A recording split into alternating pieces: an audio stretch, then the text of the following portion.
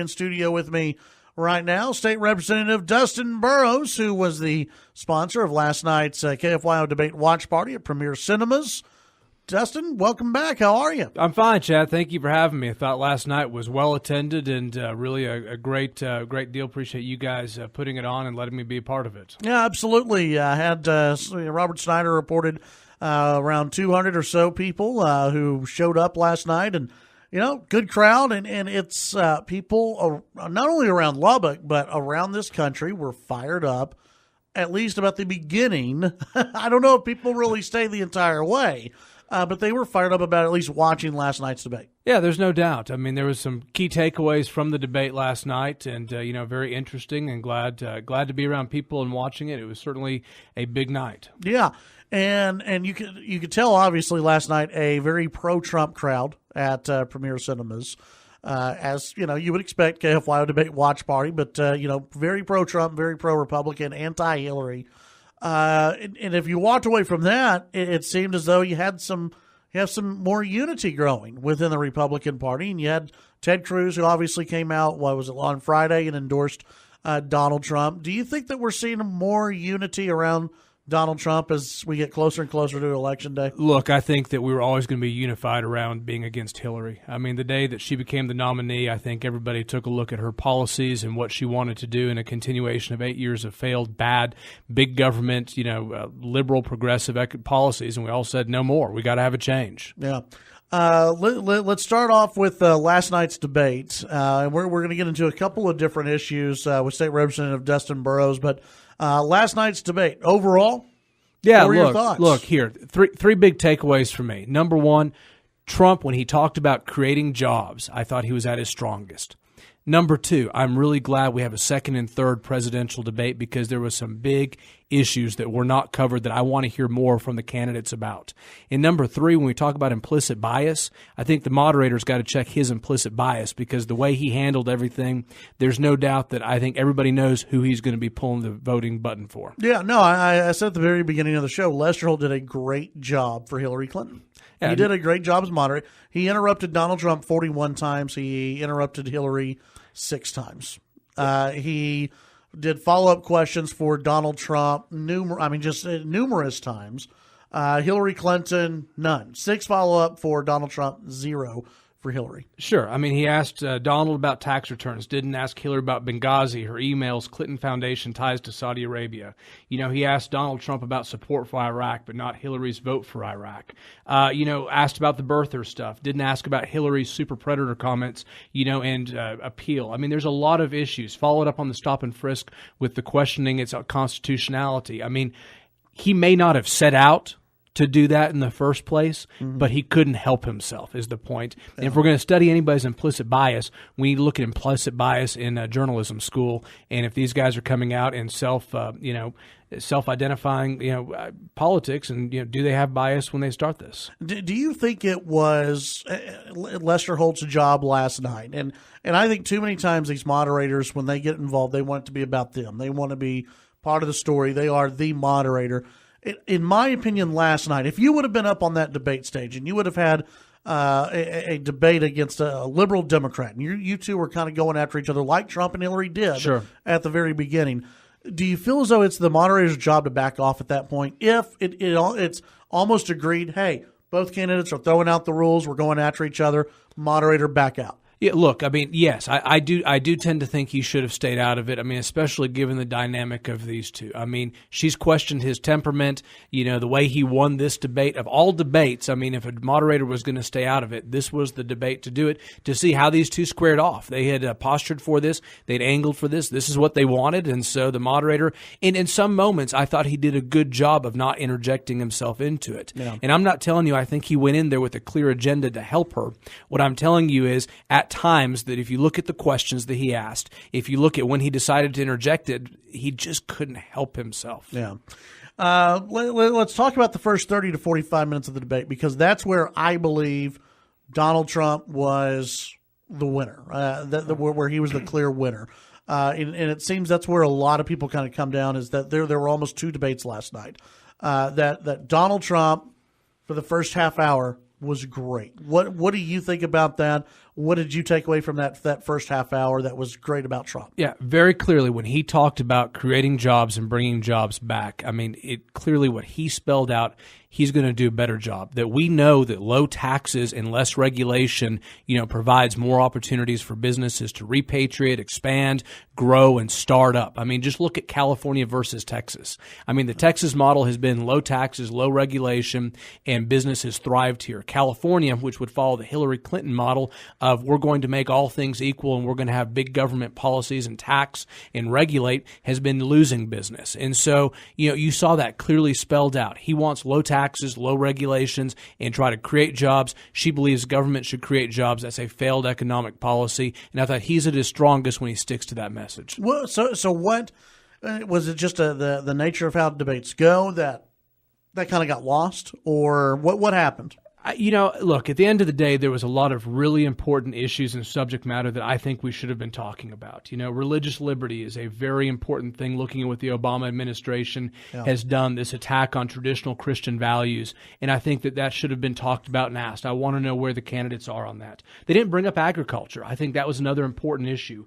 Bureaucracy, overreach of the EEOC and the big expansion under the Obama administration, EPA.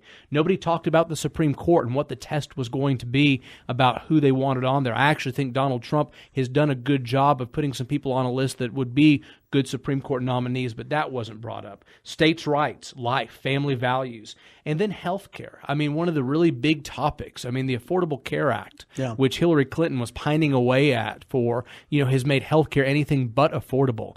Donald Trump actually has a really great healthcare policy. I went and looked it up online. I saw what it was. He has a great policy. So all of those issues. Chad, as I said, one of my big takeaways is I'm glad there's a second and third debate. We had a lot of topics that were not covered in this that I wish had been covered in the back half rather than some of the issues that were. But I think the moderator chose the topics, and he chose wrongly. Yeah, when you look at the birther issue over Obamacare and healthcare, look, both Hillary and Donald Trump want changes to Obamacare. Now, in drastic ways they want, in completely different ways they want changes to Obamacare, but that is something that both of them have brought up in different speeches. Yeah, think about that. Lester Holt decided to ask a question about birther. Rather than about healthcare and its affordability and the expansion.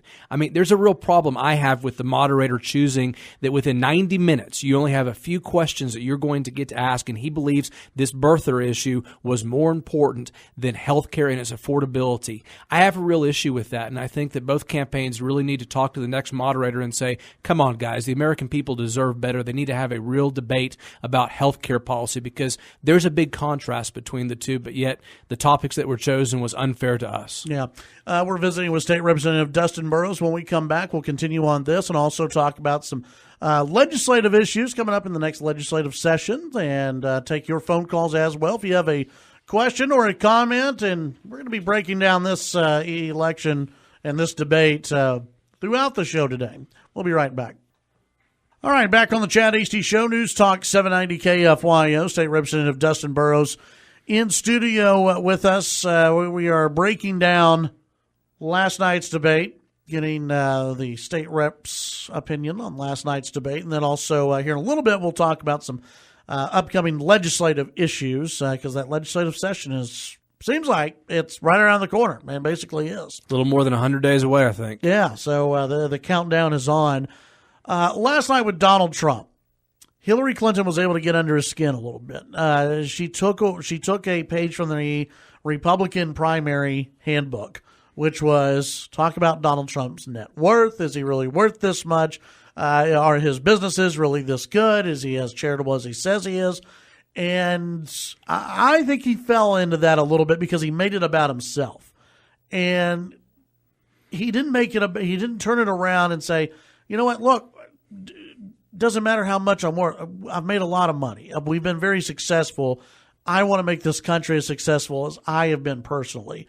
And he didn't do that. What is it that you think with Trump that – because she's going to do it in the next debate if he can't figure out a better answer. Look, I mean, for a guy like me and probably a lot of us who really love policy, I wish he said, understand you're trying to make a point, but at the end of the day, the American people want to hear about, how we're going to make them successful. We need to get the EEOC and EPA in check.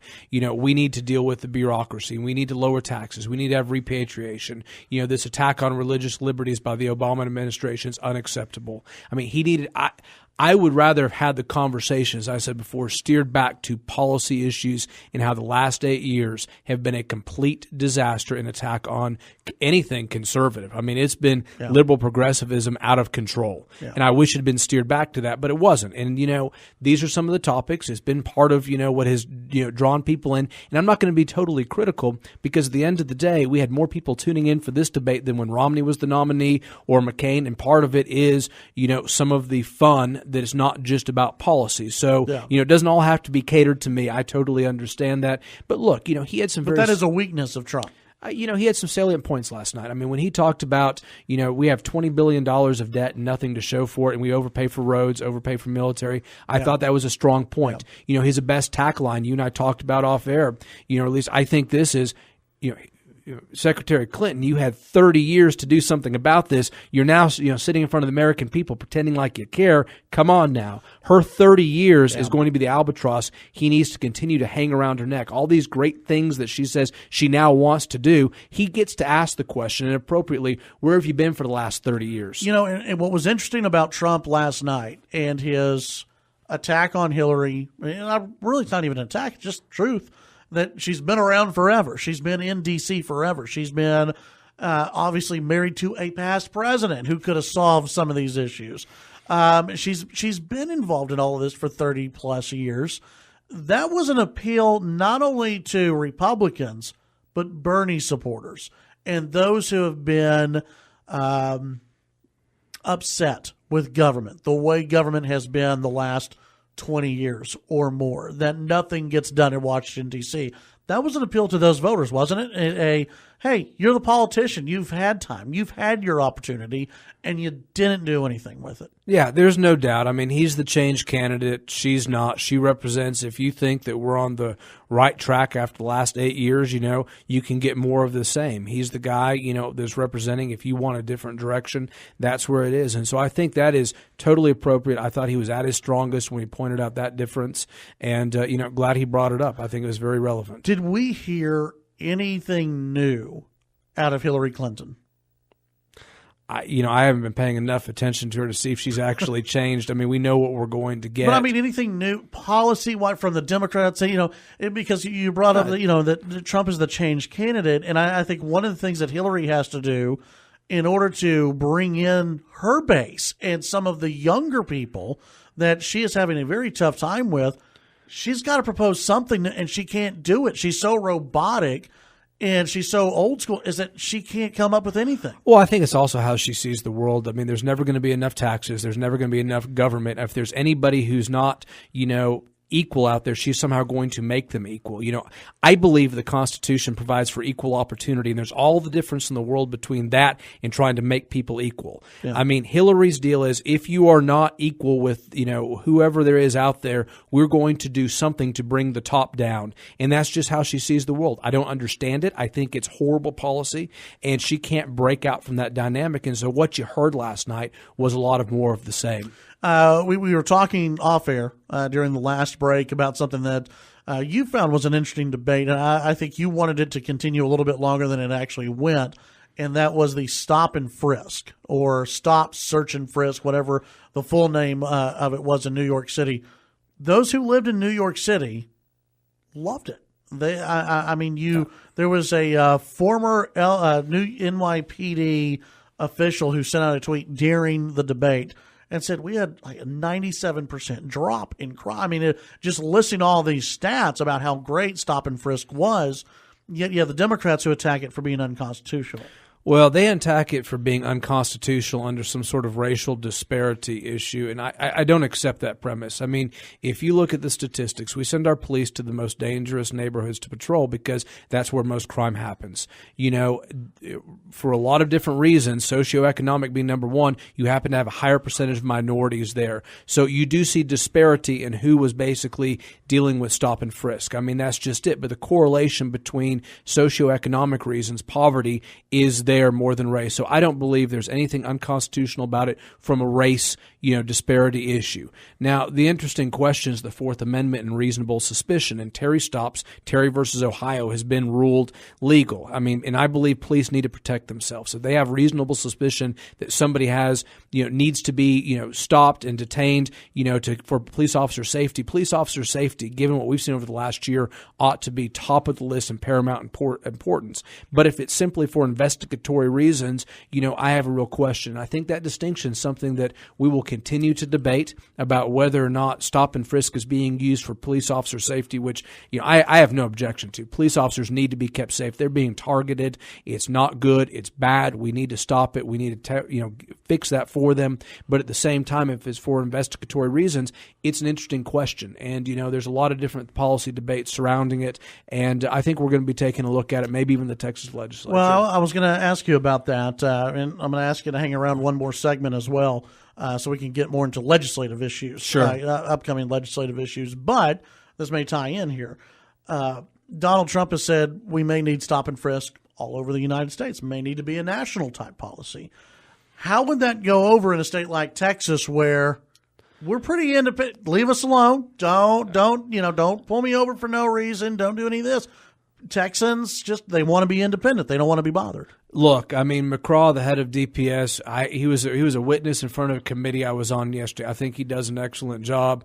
I think he has an understanding of what he needs to do to basically do, his mission, whether it's at the border or whether it's, up here, what he needs to do for officer training. I think he's evaluating a lot of different things. I think they do employ de-escalation techniques, and I trust McCraw to take care of the job at the state of Texas. He's done a good job, and at the end of the day, I do think, states need to set policy. Yeah, so not a national stop and frisk, more statewide. Yeah, again, I think McCraw does a great job. I trust him to know what's right for Texas, whether it's on the border, up in the Panhandle, and how DPS needs to do their job. And we can debate some of the smaller techniques with de-escalation techniques, no-knock warrants, things of that nature, But at the end of the day, I do think McCraw and DPS at the state level are going to be setting that policy. One of the things that I think the national press will gloss over today is Hillary Clinton admitting, she wants to raise taxes.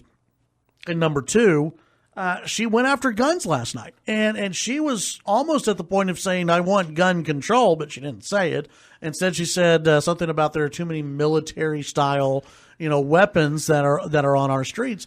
If you're a Republican and you're one of the never-Trumpers who are out there and you watch last night's debate, there you go. Those two things are reason enough to go and vote for Donald Trump, because he doesn't want to take. He's not the one talking about the military style weapons. Well, let's talk about the taxes real quickly. I mean, Hillary Clinton, her justification for raising taxes is because there's rich people. I mean, that's essentially what she said. The wealthy need to pay more taxes, not because she says it's going to create more jobs, or not because it's going to do anything else, but because they're wealthy.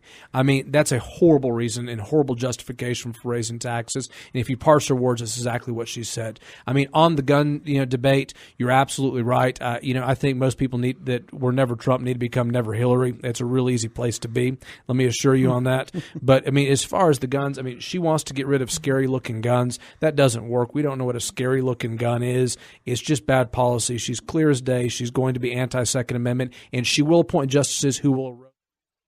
Chad Hasty Show, News Talk 790 KFYO. Switching gears a little bit from the presidential debate to upcoming legislative issues, and we're visiting with State Representative Dustin Burrows in studio.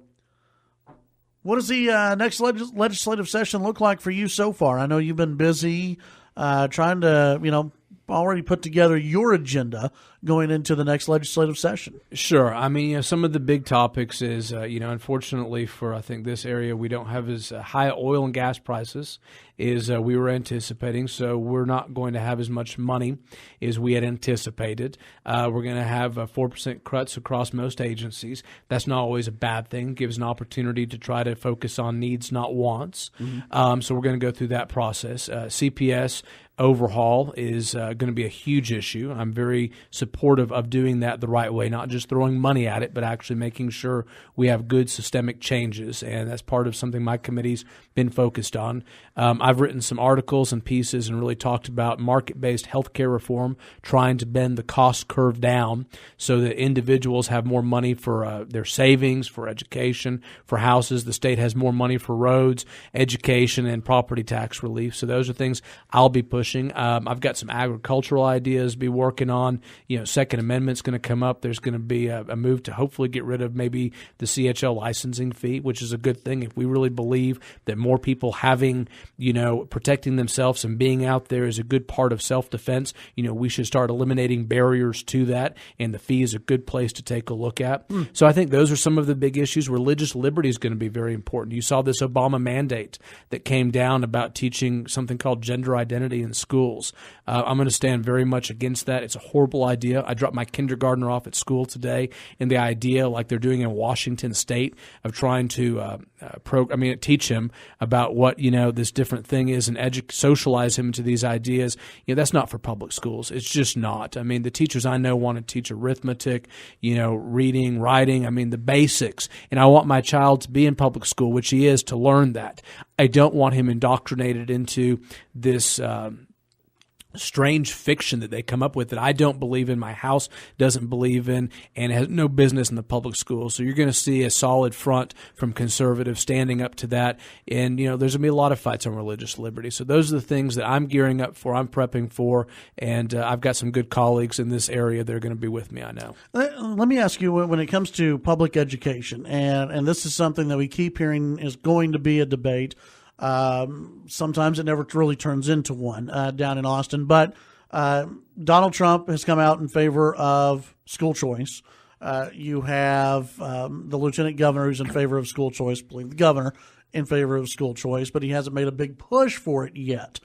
There are some lawmakers in the rural areas of Texas, whether it be West Texas or even East Texas, who say school choice may not be great for this area. While you have other lawmakers who say it's great for all Texans. Where do you come down on this debate? Yeah, look, my child goes to public school, same place that my father went to. I'm very supportive of public school. I want to see, my focus for next session is less testing, trying to make sure ASTAR's there. But, at the end of the day, we've had a lot of other states that have gone around and done some sort of school choice. I think it merits taking a look at and whether or not the details of those would be good for places like Houston and Dallas. Because at the end of the day, people from Houston and Dallas are going to be voters looking for jobs. And so our future is tied together with the urban areas no matter what. And so I think it merits taking a look at. I don't necessarily think we're going to have a debate on it in the House. I really don't. But if we do, I'm going to take a look at how it's been in other states. What are the best practices? What are the details? Do we want to do a Houston-only type of project with it? Do we not? There's a lot of different things. Does it need to be, how low of tied to poverty does it need to be? There's a lot of details that, I don't know what the plan is going to be. But again, I'm not so sure we're ever going to hear it in the House, to be real honest with you. So again, my focus, I want to see less testing on STAR tests. I hear parents stressed out on that. Yeah. ASTAR is very important to some of my schools. I want to make sure we have that conversation in there. I want to keep the top 10 rule in place for rural Texas. So my agenda is focused on that, but I am glad that people are taking a look at it, and it merits serious consideration. Is there anything or any plan that maybe you've heard of, that for the more urban school districts, and I went to a school district that you're locked in. Where you live, you're locked into that elementary school, you're locked into that junior high, you're locked into that high school. You're not moving unless you actually your parents pick up and move. You're not moving. Here in the West Texas, it's not like that. Parents have a little bit easier time. Is there a way to take what we have out here and put it into the more urban areas. Yeah, so I'm glad you brought that up. I was actually talking to one of my colleagues, a real good friend of mine, another rural representative, and he said, I'm going to file a school choice bill. I don't know if he is or not, but I think it's worth merit that does exactly that. That basically says, okay, Alamo Heights and Highland Park, you're going to accept students from anywhere, that you're no longer going to have closed borders, and we're going to call that school choice. And I think that merits some talk and consideration. I think that's a really interesting idea. So, I think that, when you say school choice, it's a wide open topic. Yeah. I mean, about what it is and what it is not. But at the end of the day, I mean, you've got to look at Houston. You've got to be concerned about children who are going to school in the urban areas, even if you live in rural Texas, because they're going to grow up to be voters. They're going to grow up to be needing jobs, and our future is tied to them. Well, and they may move out here and go to Texas Tech University and get a job here in Lubbock. Exactly. So, I'm glad people are taking a look at it, and I tend to think that my focus is going to be probably more on testing because it's really what the parents, the people I represent, that's their biggest complaint is they want teachers to teach. They don't want them to basically be test preppers, and I agree with them. I think there's a lot of merit to that, and so we need to take a look at reasonable reforms. So what does that mean? Getting rid of testing? What is what would happen? Because you've got to have some type of test. Yeah. Let me make sure I'm very clear. You're not going to get rid of all testing. There's always. The kids would probably be in favor of it. I mean, like,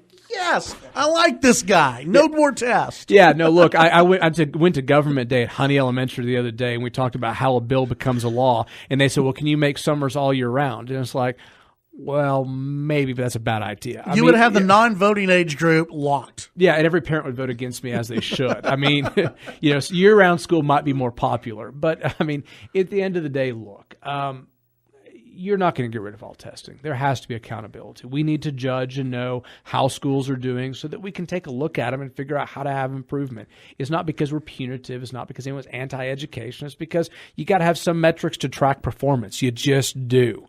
But I think we may have gone too far. There was some movement in 2013. Compliment both Senator Perry and Representative Frullo. I thought HB 5 did a good job of starting to push that back, get some more trades in the area. It was a really great bill. They did a good job. There's some people who want to take that away and back. I don't agree with that. I think we can probably look at going a little bit further and see what the next step is. I mean, people complain all the time that we don't go fast enough, that things don't get done. Well, I think sometimes being conservative is taking a hard look at all policy and going slowly when you do things. And I think we're on a trajectory, to dial back some of this testing culture so that we don't have stressed out students and we give some control back into the classroom. And it's probably need to take a look at a thoughtful next step. We're, not a giant leap. Right. State Representative Dustin Burrows, appreciate your time today. Thank you. Appreciate you having me on.